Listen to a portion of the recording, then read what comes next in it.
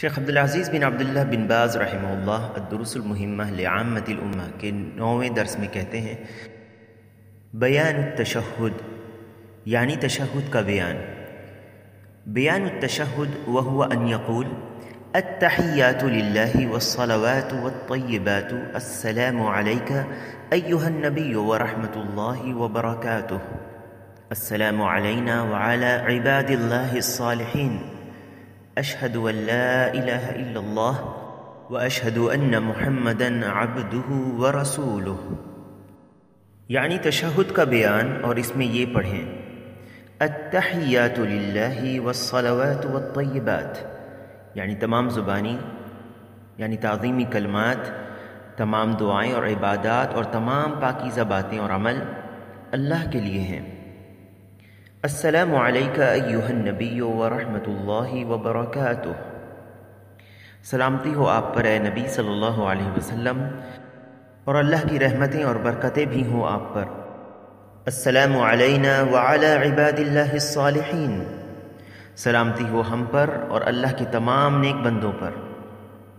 اشہد ان لا الہ الا اللہ واشہد ان محمدا عبدہ ورسولہ، میں گواہی دیتا ہوں کہ اللہ کے سوا کوئی معبود برحق نہیں، کوئی سچا معبود نہیں، اور میں گواہی دیتا ہوں کہ محمد صلی اللہ علیہ وسلم اللہ کے بندے اور رسول ہیں۔ پھر شیخ کہتے ہیں ثم یصلی علی النبی صلی اللہ علیہ وسلم ویبارک علیہ فیقول اللہم صل علی محمد وعلی آل محمد کما صلیت علی ابراہیم وعلی آل ابراہیم انک حمید مجید وبارک علی محمد وعلی آل محمد کما بارکت علی ابراہیم وعلی آل ابراہیم انک حمید مجید، یعنی پھر نبی صلی اللہ علیہ وسلم پر درود و برکت بھیجے اور یہ کہے اللہم صلی علی محمد وعلی آل محمد، اے اللہ رحمت نازل فرما محمد صلی اللہ علیہ وسلم اور آل محمد صلی اللہ علیہ وسلم پر، جیسے تو نے رحمت نازل فرمائی ابراہیم علیہ السلام اور آل ابراہیم علیہ السلام پر، یقیناً تو قابل تعریف بڑی شان والا ہے۔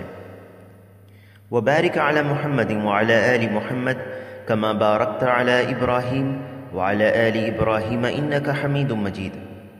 اور اے اللہ برکت نازل فرما محمد صلی اللہ علیہ وسلم اور آل محمد پر، جیسے تو نے برکت نازل فرمائی ابراہیم علیہ السلام اور آل ابراہیم پر، یقیناً تو قابل تعریف بڑی شان والا ہے۔ پھر شیخ کہتے ہیں ثم یستعیذ باللہ فی التشہد الاخیر من عذاب جہنم ومن عذاب القبر ومن فتنة المحیا والممات ومن فتنة المسیح الدجال، پھر آخری تشہد میں جہنم کے عذاب، قبر کے عذاب سے، اور زندگی اور موت کے فتنوں سے، اور مسیح دجال کے فتنوں سے اللہ کی پناہ چاہے،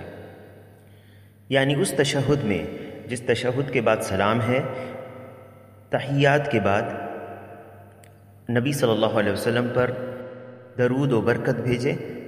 جیسے ابھی گزرا، اور اس کے بعد سلام سے پہلے وہ دعائیں کرے جو نبی صلی اللہ علیہ وسلم سے ثابت ہے، اور ان دعاؤں کو بھی کر سکتا ہے جو قرآن و سنت میں وارد آئی ہیں، اور اس کے علاوہ بھی اور بھی دعا کر سکتا ہے۔ اسی لیے شیخ کہتے ہیں ثم یستعیذ باللہ فی التشہد الاخیر من عذاب جہنم ومن عذاب القبر ومن فتنة المحیا والممات ومن فتنة المسیح الدجال، یعنی آخری تشہد میں جہنم کے عذاب سے، قبر کے عذاب سے، زندگی اور موت کے فتنوں سے، اور مسیح الدجال کے فتنوں سے اللہ کی پناہ چاہے، جیسا کہ صحیح مسلم میں ابو ہریرہ رضی اللہ عنہ سے روایت ہے ان النبی صلی اللہ علیہ وسلم قال اذا تشہد احدکم فلیستعذ باللہ من اربعین، ابو ہریرہ رضی اللہ عنہ کہتے ہیں کہ نبی صلی اللہ علیہ وسلم نے فرمایا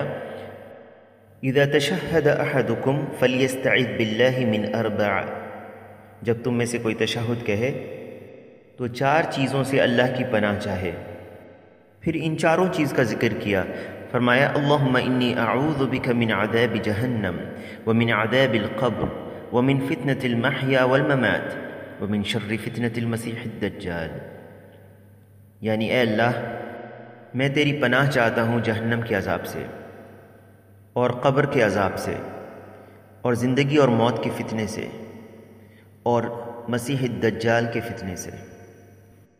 اس دعا میں اللہ سبحانہ و تعالیٰ کی پناہ مانگی جا رہی ہے ان 4 چیزوں سے، جس میں سب سے پہلے ہے جہنم سے،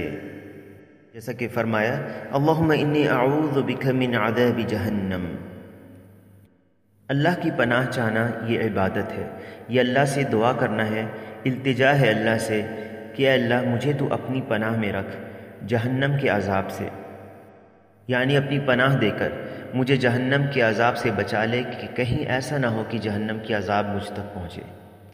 یا ایسا نہ ہو کہ میں اس میں داخل ہوں۔ اس کے بعد اللہ کی پناہ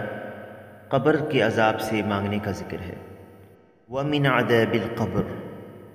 یعنی اے اللہ میں تیری پناہ چاہتا ہوں قبر کے عذاب سے۔ قبر میں نعمت یا عذاب یہ حق ہے، نافرمانی کرنے والے اور اسی طرح کفر کرنے والوں کو قبر کا عذاب ہوگا، اللہ ہم سب کو اس سے محفوظ رکھے۔ تو صرف کفر نہیں بلکہ نافرمانی کرنے والوں کو بھی قبر کا عذاب ہوگا، جیسے کہ ایک حدیث میں ہے کہ 2 شخص کو عذاب ہو رہا تھا قبر میں، ایک کو چغل خوری کرنے کی وجہ سے اور دوسرے کو پیشاب سے نہ بچنے کی وجہ سے۔ نبی صلی اللہ علیہ وسلم نے فرمایا انہما لیعذبان وما يعذبان فی کبیر وانہ لکبیر۔ تو آخری تشہد میں یہ دعا پڑھتے ہیں اللہم انی اعوذ بک من عذاب جہنم ومن عذاب القبر، اس کے بعد ومن فتنة المحیا والممات، یعنی زندگی اور موت کے فتنوں سے، یعنی یہ تمام فتنے جو زندگی میں انسان کے آتے ہیں اور اس سے وہ دوچار ہوتا ہے، چاہے وہ فتنۃ الشہوات ہو یا فتنۃ الشبہات ہو۔ شہواتی فتنے سے مراد ان شہوتوں سے جو نفس پر غالب آ جاتی ہیں اور انسان کو گناہ کی طرف لے جاتی ہیں، اور شبہاتی فتنوں سے مراد وہ جو دین میں شکوک و شبہات پیدا کر دیں۔ تو اس دعا میں ہم اللہ سبحانہ و تعالیٰ سے دعا کرتے ہیں، پناہ مانگتے ہیں ہر فتنوں سے، تاکہ وہ ہمیں ان فتنوں سے بچا لے، جیسے کہ اللہ کے نبی صلی اللہ علیہ وسلم نے فرمایا تعوذوا باللہ من الفتن ما ظہر منها وما بطن، اللہ کی پناہ چاہو ہر فتنوں سے، چاہے وہ ظاہر ہوں یا چھپے ہوئے ہوں۔ اور پھر فرمایا ومن فتنة المسیح الدجال، اور دجال کے فتنوں سے، یعنی وہ دجال جو قیامت کی نشانیوں میں سے ایک بڑی نشانی ہوگا اور اس کا خروج یا نکلنا آخری زمانے میں ہوگا۔ ہر نبی نے اپنی امت کو اس دجال کے نکلنے سے آگاہ کیا اور ڈرایا اور اس کے فتنوں کی خطرناکی کو بیان کیا، اسی لیے نبی صلی اللہ علیہ وسلم نے ہمیں اس کے بارے میں آگاہ کیا اور دعا سکھائی تاکہ اللہ تعالیٰ کی پناہ میں ہم رہیں اس دجال کے فتنے سے۔ دجال کی علامت بھی اللہ کے نبی صلی اللہ علیہ وسلم نے بیان کی کہ وہ ایک آنکھ کا کانا ہوگا۔ اسے دجال اس لیے کہا جاتا ہے کیونکہ وہ دجل اور فریب کرے گا، لوگوں کو دھوکہ دے گا اور جھوٹ بولے گا، اور وہ کہے گا کہ میں اللہ ہوں، اور بعض نشانیاں بھی وہ دکھائے گا جو خارق عادت ہوں گی، یعنی ایسی چیزیں جو عادتاً نہیں ہوتی ہیں، اور یہ اللہ سبحانہ و تعالیٰ کی طرف سے آزمائش ہوگی لوگوں کے لیے، اور ابتلا ہوگا، ان کے لیے امتحان ہوگا، اور لوگ اس سے فتنے میں پڑیں گے۔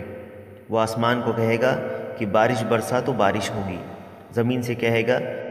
اگا تو چارہ وغیرہ اگا دے گی۔ یہ تمام خارق عادت چیزیں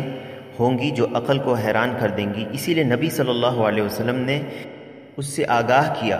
کہ کہیں لوگ ایسا نہ ہو کہ اس کے فتنے میں پڑھ کر اس کی بات مان لیں۔ اسی لیے آپ صلی اللہ علیہ وسلم نے فرمایا من سمع بالدجال فلینأ عنہ، جو دجال کے بارے میں سنے وہ اس سے دور رہے۔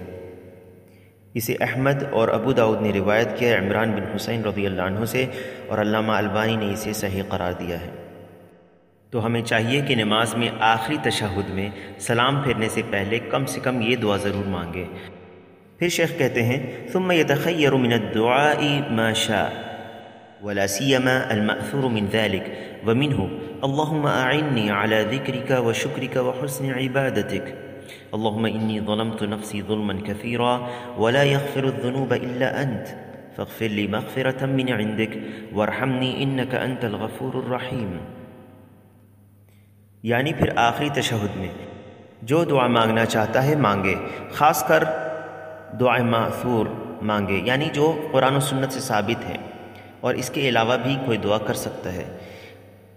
تو شیخ کہتے ہیں کہ خاص کر ماثور دعا مانگے، جن میں سے یہ ہیں: اللہم اعنی علی ذکرک و شکرک و حسن عبادتک،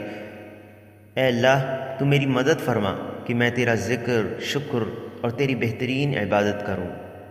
اللہم انی ظلمت نفسی ظلما کثیرا ولا یغفر الذنوب الا انت فاغفر لی مغفرة من عندک انک انت الغفور الرحیم، اے اللہ میں نے اپنے نفس پر بہت زیادہ ظلم کیا ہے اور تیرے سوا کوئی گناہوں کو معاف نہیں کر سکتا، تو اپنی طرف سے مجھے معاف فرما دے،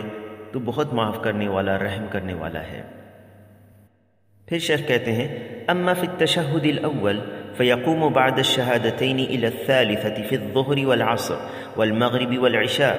وإن صلى على النبي صلی اللہ علیہ وسلم فهو افضل لعموم الاحادیث فی ذلك ثم يقوم الى الثالثة۔ شیخ کہتے ہیں لیکن جب تشہد اول پڑھے، جیسے ظہر اور عصر اور مغرب اور عشاء کی 2 رکعت کے بعد جب وہ بیٹھتا ہے، تو یہ پہلا تشہد ہے۔ اس تشہد میں وہ صرف التحیات پڑھے گا، یعنی التحیات للہ والصلوات والطیبات سے اشہد ان لا الہ الا اللہ واشہد ان محمدا عبدہ ورسولہ تک پڑھے، پھر وہ تیسری رکعت کے لیے کھڑا ہو جائے۔ مگر اگر پہلے تشہد میں بھی نبی صلی اللہ علیہ وسلم پر درود بھیج دیتا ہے تو یہ زیادہ بہتر ہے، کیونکہ اس میں حدیث عام ہے، اور پھر تیسری رکعت کے لیے کھڑا ہو جائے۔ تو اس سے یہ پتہ چلا